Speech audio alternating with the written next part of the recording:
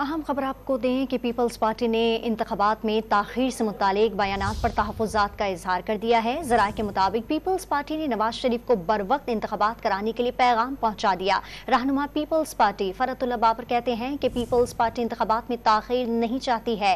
Peoples party का बड़ा वाज़ेह मौक़िफ़ है, इंतखाबात वक्त पर होने चाहिए। पीपल्स पार्टी ने इंतखाबात में ताख़ीर से मुतालिक बयानात पर तहफ़्फ़ुज़ात का इजहार कर दिया। तफसीलात जानते हैं डॉन न्यूज़ के नुमाइंदे नादिर गुरमानी से। जी नादिर गुरमानी, बताइएगा पीपल्स पार्टी का बर वक्त इंतखाबात से मुतालिक मजीद क्या कहना है?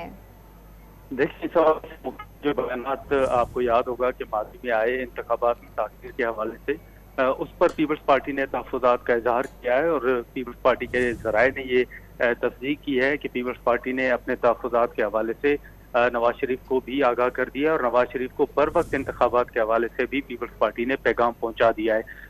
इस हवाले से पीपल्स पार्टी के सेक्रेटरी जनरल फरतुल्लाह बाबर ने यह बताया है कि पीपल्स पार्टी का बड़ा वाज़ेह मौक़िफ़ है कि इंतखाबात वक्त पर होने चाहिए। इंतखाबात में ताख़ीर जो है उसकी कोई गुंजाइश मौजूद नहीं है और यही मौक़िफ़ जो है वो पीडीएम के सामने भी रखा गया है।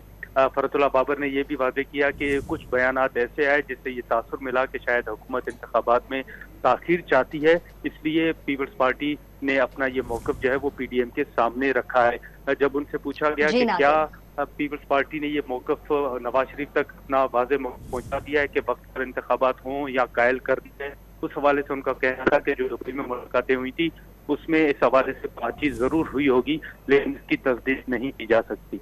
बहुत शुक्रिया आपका नादिर गुरमानी।